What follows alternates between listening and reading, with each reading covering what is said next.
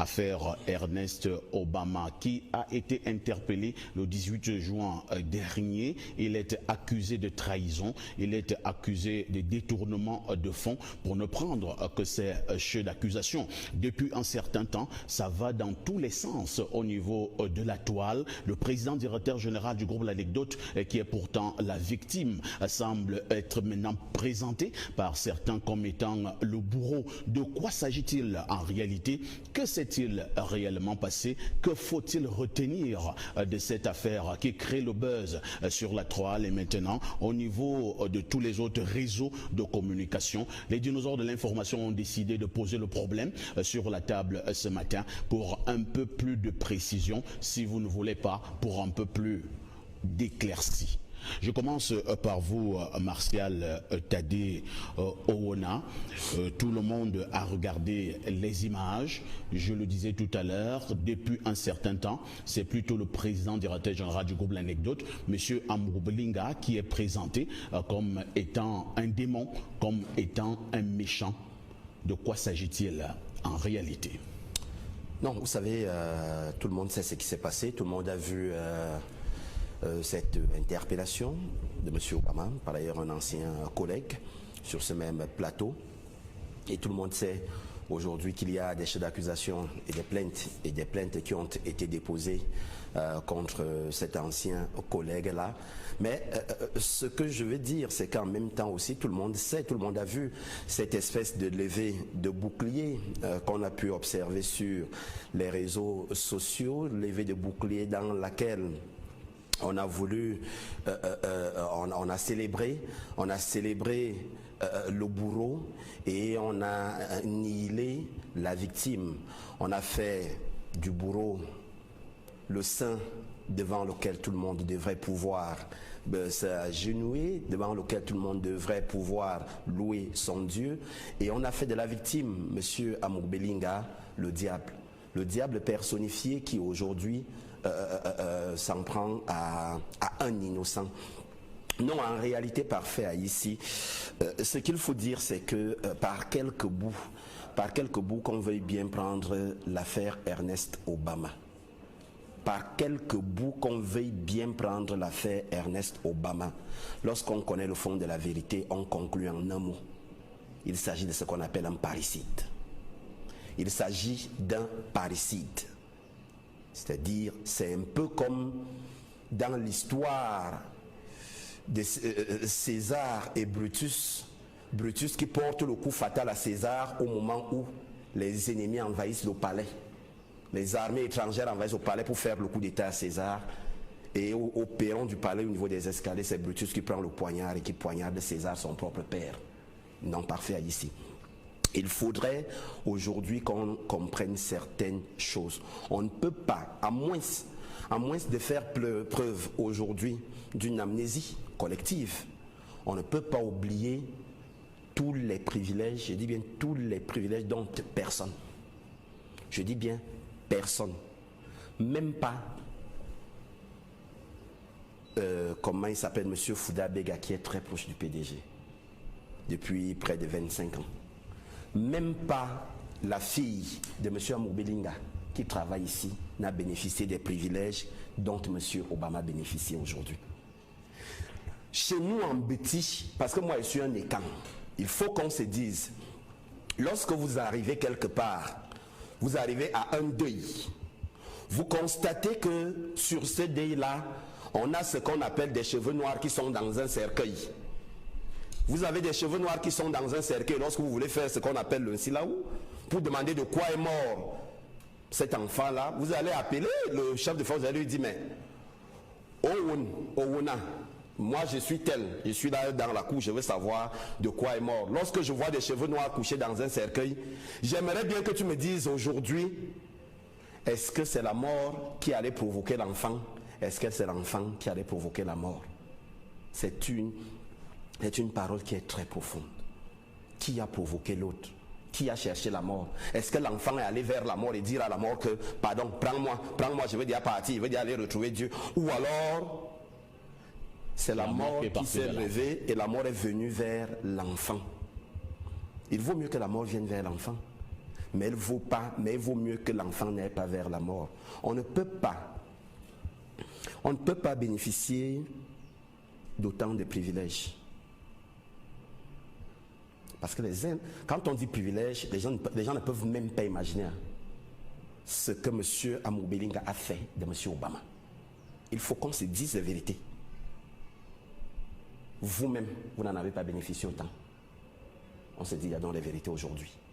Vous, M. Ayessi. M. Bonga n'en a pas bénéficié autant. M. Ona même, je n'ai pas bénéficié à ces degrés-là. Mais non. Quelqu'un, on ne peut pas vous prendre du néant. On fait de vous quelqu'un. On ne peut pas vous prendre des zéros dans une échelle mathématicienne qui vous amène à plus l'infini. Lorsqu'on vous amène à plus l'infini, on commence à vous donner ce qu'on appelle les honneurs. Parce que là, on vous a déjà donné l'avoir de 0 à plus l'infini, vous avez déjà l'avoir. Après l'avoir, on vous donne les honneurs. Vous allez un peu partout, on vous permet d'aborer des médailles, on vous met en contact avec des chefs d'État, on vous amène un peu partout, vous dînez à la même assiette que moi. Je vous donne ces honneurs-là. Ensuite, je vous amène sur le palier de la gloire. La gloire, je vous amène sur ce palier-là, de manière naturelle. Et le merci que vous trouvez à me donner, c'est de me trahir. Merci Martial de poser cette interrogation. On répondra tout à l'heure à cette interrogation ayant trait à la trahison. Comme ça va dans tous les sens, j'ai lu quelque part, j'ai suivi également plusieurs personnes de parler de la liberté de la presse qui était muselée au Cameroun, des journalistes qui étaient torturés au Cameroun. Francis Bertrand Bonga, je vais vous passer la parole. L'affaire qui met aux prises Ernest Obama, au PDG du groupe L'Anecdote, est-ce un problème ayant trait à la profession ou alors c'est une affaire liée simplement aux chefs d'accusation qui ont été évoqués? N'est-il pas temps de faire un distinguo entre le journaliste, sa fonction, son métier et maintenant les actes qu'il a eu à poser? Non, il est question de faire le distinguo. Je pense que sur le plan de la ligne éditoriale, on n'a pas évoqué cette question ici. Et à l'époque, il y a un passé bien récent, il y a eu des problèmes éditoriaux. Ils ont été réglés dans les règles de l'art. C'est-à-dire que quand vous commettez une erreur éditoriale, on prend des mesures qui vont avec. Et je pense que en son temps, ces mesures avaient été prises quand on s'était rendu compte de ce que Ernest Obama avait posé, c'était mal comporté sur le plan éditorial. Donc aujourd'hui, les griefs qui sont portés contre lui ne concernent pas la pratique du métier. Nous ne sommes là ni dans la déontologie, ni dans l'éthique journalistique. Nous sommes là dans des relations humaines. C'est comme ça que je vais appeler ça. Et c'est pour cette raison que ce matin, il n'est pas question de plaider l'innocence de Ernest Obama. Il est question aussi de plaider plutôt le courroux légitime d'un patron, l'énervement légitime d'un patron qui s'est senti abusé par son collaborateur, qui s'est senti trahi par son collaborateur. Et je ne sais pas d'où il vient que si un patron décide, lui, de faire savoir à un collaborateur qu'il est mal à l'aise,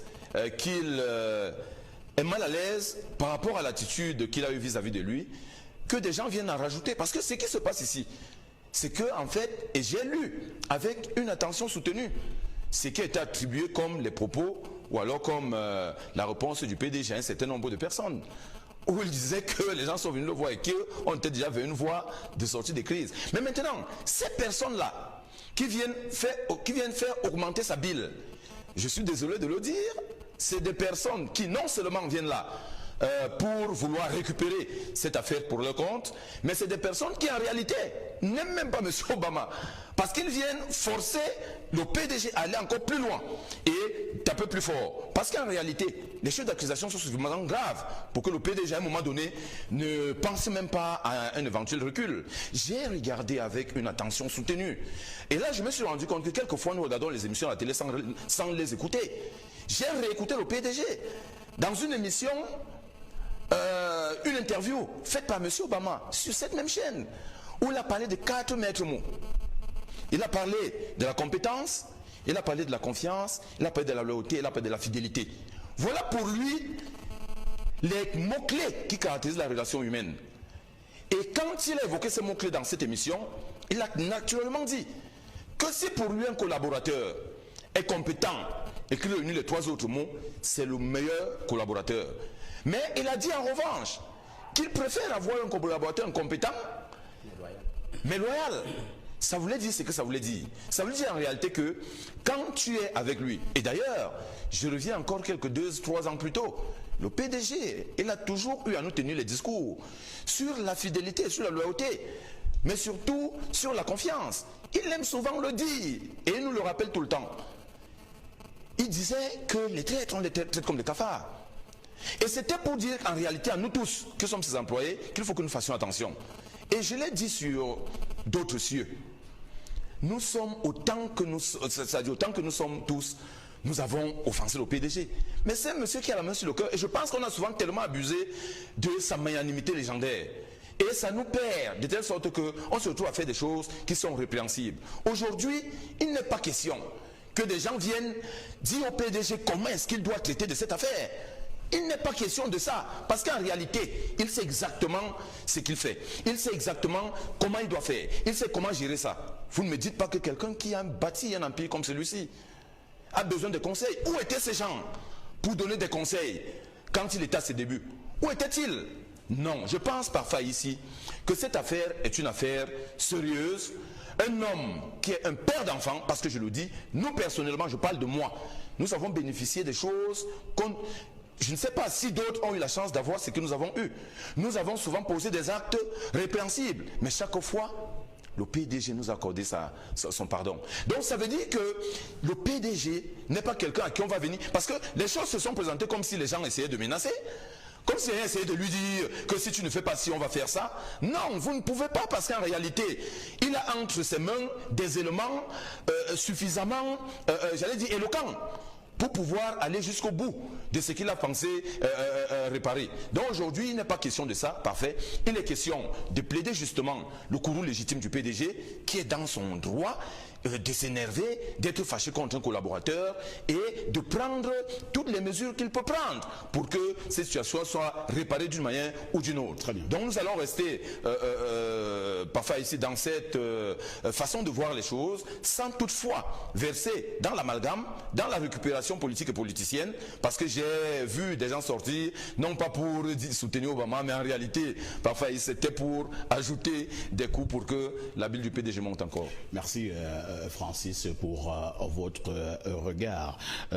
Docteur Richard Marcon, j'entre par là où Francis est sorti pour vous poser cette préoccupation. Depuis le déclenchement de cette affaire, nous assistons quand même à des récupérations d'un autre genre, récupération taxée de politique, des alliances, j'ai failli dire, contre nature. On a quand même vu un monsieur comme Maurice Kamto dire qu'il soutenait Ernest Obama. Nous avons vu certains activistes sur la toile, Boris Berthold, Patrice Nouma, qui apportent leur soutien à Ernest Obama. Alors, il s'agit de quoi? C'est un soutien en réalité mérité, ou alors nous sommes là sur le terrain de la récupération politique? Parfait. Je ne pense même pas qu'on soit dans une logique de récupération. En fait, je crois que les gens sont en train de porter un coup fatal à Ernest. Je crois qu'ils sont en train de porter un coup fatal à Obama au moment où il est plus bas que terre. Parce que c'est une situation qui est extrêmement pénible. C'est une situation extrêmement triste. Et je crois qu'il faut en avoir la pleine mesure. Nous sommes aujourd'hui dans une situation où un cadet social a posé des actes. Je pense même que le terme de cadet social n'est pas adapté ici. Je parle d'un fils. Un fils a posé des actes extrêmement graves vis-à-vis de son père et celui-ci est en train de lui administrer une correction. Je crois que la situation est assez grave aujourd'hui et beaucoup de gens qui s'expriment dans cette situation ne le font pas, comme Francis l'a dit tout à l'heure, pour aider Ernest. Ils le font en réalité pour aggraver le courroux du PDG, parce qu'ils savent très bien que sa colère est légitime.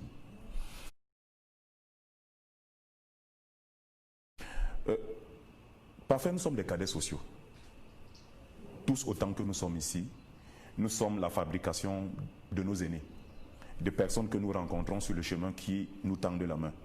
Moi, j'aime souvent rappeler que je suis l'homme des bonnes rencontres. J'ai rencontré des aînés dans la vie qui m'ont tendu la main, sinon je ne serais pas ici.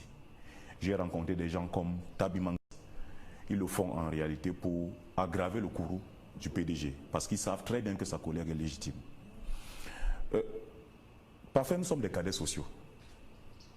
Tous autant que nous sommes ici, nous sommes la fabrication de nos aînés, des personnes que nous rencontrons sur le chemin qui nous tendent la main. Moi, j'aime souvent rappeler que je suis l'homme des bonnes rencontres. J'ai rencontré des aînés dans la vie qui m'ont tendu la main, sinon je ne serais pas ici. J'ai rencontré des gens comme Tabi Manga Jean, à qui je rends toujours hommage, Ondoa Magloire, à qui je rends toujours hommage, le recteur de l'université de Douala, mon grand frère, le professeur Henri Ngouatabi, qui m'ont tendu la main au moment où j'étais désespéré. Le PDG que j'ai rencontré comme ça de façon fortuite, que je ne connaissais pas, qui a dit voici un cadet qui a quelques atouts qui peuvent m'être utiles. Malgré nos limites, ce sont les aînés qui nous fabriquent. Nous ne sommes pas les self-made man. Et quand tu te mets à l'idée que tu es un self-made man, tu es perdu, tu es égaré. Et il faut toujours avoir le réflexe de te regarder, de regarder derrière toi et de reconnaître le bien que les gens t'ont fait. Beaucoup de gens n'ont pas notre opportunité. Nous parlons à la télé, on a de beaux costumes, les gens s'assurent que nous soyons nickel, on ne manque pas de rien. Nous sommes des privilégiés de cette nation. Et je dis toujours, je suis un privilégié parce que j'ai rencontré des aînés qui m'ont tendu la main. Dès que je l'ai dit, je voudrais dire que cette situation que nous vivons, qui chagrine, qui peine tout le monde, n'est pas une affaire de droit. Si vous voulez venir avec les affaires de droit, vous aggravez la situation. Ce n'est pas une affaire de droit. Parce que celui qui est aujourd'hui dans le courroux, qui est offensé, a des éléments pour démontrer devant la justice qu'on lui a posé tort. Et s'il demande une réclamation par rapport au droit, la sanction sera tellement élevée qu'on ne pourra absolument rien faire. Donc ce n'est pas une question de droit, c'est une question d'un père qui a été offensé gravement par son fils et qui se sent trahi. Et donc, quels sont les protagonistes de l'affaire? Nous avons un journaliste qui est devenu aujourd'hui, qu'on le veuille ou pas, quelqu'un qui compte dans l'espace public ou bien qui a compté dans l'espace public et dont la parole avait une influence sur l'espace public. C'est pour ça qu'il s'est fait à la fois beaucoup d'amis puissants et beaucoup d'ennemis puissants. Parce que l'homme qui l'a fabriqué lui a permis qu'il arrive à un niveau social où il avait une forte capacité de mobilisation des éléments symboliques de puissance. Parce que le PDG l'amenait partout, parce que le PDG permettait qu'il rencontre ses amis, il a eu un carnet d'adresses important, une capacité d'influence qui a fait que dans l'espace public aujourd'hui, c'était quelqu'un qui, lorsqu'il parlait, ça valait son pesant d'or, de façon positive comme négative. Et il s'est fait donc beaucoup d'ennemis et beaucoup d'amis. De l'autre côté, on a un capitaine d'industrie, d'une puissance économique incommensurable, qui est aujourd'hui à la tête d'un empire important et qui n'a pas que des amis, qui n'a que des ennemis, parce que quand on atteint un tel niveau de puissance, on a peur à la fois de son cuisinier, de son chauffeur, de son garde du corps, de tout le monde qui est autour, parce que tout le monde veut détruire l'empire. Qu'on nous mette aujourd'hui en Israël, aux États-Unis, en Angleterre, en France, tous les capitaines d'industrie sont des gens qui ont énormément d'ennemis. Parce qu'on aime souvent dire que tout homme qui fait quelque chose contre lui, ceux qui veulent faire la même chose, mais qui n'en peuvent pas, ceux qui n'en peuvent pas, ceux qui font le contraire, et ceux qui ne font absolument rien. Aujourd'hui, qu'on le veuille ou pas, le PDG Samasé Jean-Pierre Mourou Belinga a énormément des ennemis. Et donc voilà les protagonistes de l'affaire. Maintenant, un autre élément qui est important, c'est le contexte. Nous sommes dans un contexte extrêmement compliqué, où certains parlent de fin de règne, où on parle de lutte politique extrêmement importante, où plus que par le passé, le Cameroun est constitué aujourd'hui en clans qui s'affrontent pour la conquête du pouvoir. Dans un tel environnement de lutte symbolique et de lutte réelle pour la conquête du pouvoir, tout prend une proportion extrêmement grave et les ennemis qui étaient hier des ennemis simples deviennent en réalité des bêtes qui sont là pour autant que possible t'arracher même la simple tunique que tu portes. Tout prend une importance extrêmement importante. Quand vous suivez les différentes personnes qu'on essaie de lier à l'affaire, ceux qui avaient été sollicités entre guillemets pour faire soit une postface, soit une préface, les noms qu'on cite, ce n'est pas le nom de vous et moi. C'est des noms de gens d'une puissance dans l'espace public, parce qu'ils sont des hautes autorités politiques, des hautes autorités administratives, des chefs d'État et tout ça. Quand vous regardez donc cette confluence qui s'est constituée par rapport à l'affaire, c'est une affaire extrêmement compliquée dans laquelle vous ne voulez même pas entendre que votre nom est cité. C'est une affaire d'une extrême gravité. Et donc quand vous regardez les protagonistes, vous regardez le contexte, vous comprenez qu'on est là en réalité dans une affaire qui est très grave. Et si on aime Ernest, on doit se taire et peut-être commencer à prier l'indulgence de son père, parce qu'en réalité, c'est son père. C'est sa fabrication. Tout le monde, d'ailleurs lui-même l'intéressé, n'a jamais caché qu'il n'était rien quand le PDG a décidé de faire de lui un homme. Donc tous ceux qui prennent la parole aujourd'hui dans l'espace public, en fait ils enveniment une situation qui est déjà très grave. Quand ils commencent à dire non, la liberté de la presse, il n'y a pas de délit de presse ici. Ce n'est pas un délit de presse, c'est une affaire administrative, et même c'est une affaire entre un père et une fille dans une relation de confiance. La forte partie de cette affaire n'a rien à voir avec le fonctionnement quotidien des institutions de l'Empire qui est constitué. Ça n'a rien à voir avec l'exercice de la profession de journaliste. C'est une affaire qui concerne un père et son fils, et en réalité les missions de bons offices, les différents. Moi j'ai beaucoup apprécié le propos qui a été tenu par le grand frère professeur Éric Mathias Ounangini sur sa page Facebook pour dire que en réalité ce n'est pas une affaire de droit. Tous ceux qui évoquent les questions de droit, les questions de journalisme et tout ça sont en train aujourd'hui d'aggraver la situation. C'est une affaire entre un père qui se sent trahi, qui a été trahi par son fils, et les gens qui aiment Ernest devaient en réalité aujourd'hui dire seulement que papa, ton enfant t'a offensé, tu es un homme, tu es un humaniste, tu as fait plus de bien aux gens, tu as passé le temps à faire du bien, tu as toujours, même les gens que tu as sanctionnés, moi j'ai souvent entendu ici, tel a fait telle chose très grave, on le renvoie au quartier 2 semaines, après il le rappelle, c'est un humaniste, il a toujours tendu la main, parce que quand il regarde lui-même sa propre trajectoire, il est reconnaissant pour la grâce que Dieu lui a faite, et les gens devaient être dans une situation d'apaisement. Tous ceux qui veulent montrer que Ernest Obama a raison aujourd'hui, en réalité ne l'aide pas. Moi c'est mon ami, Ernest c'est mon frère. C'est Ernest qui m'a mené ici dans le groupe Anecdote, toi et moi, mes deux amis dans la maison, c'est parfait. Ici c'est Ernest Obama, les gens que je connais depuis.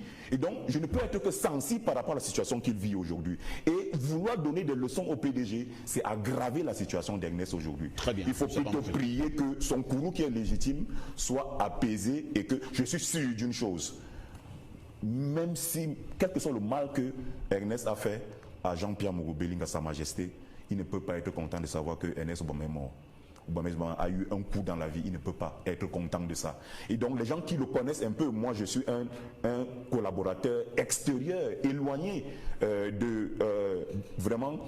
Je ne peux pas dire que je le connais, mais le peu que je connais de l'homme, le peu qui m'a été donné de connaître, c'est un homme extrêmement bon. Et je crois que si les gens avaient plutôt vu les choses comme ça, pour faire des missions de bon de fils, pour dire papa, laisse, c'est ton fils, on ne serait pas dans la situation aujourd'hui. Ceux qui veulent récupérer aggravent la situation qui est déjà assez pénible pour tout le monde. Les récupérateurs semblent plutôt aggraver la situation selon Ricardo. Martial, on a beaucoup parlé de trahison tout à l'heure. Certains s'amusent lorsqu'on parle de cette affaire de trahison concernant justement ce problème. Alors, vous avez vu ce qui a été présenté comme prochain ouvrage de M. Obama. Richie en parlait tout à l'heure.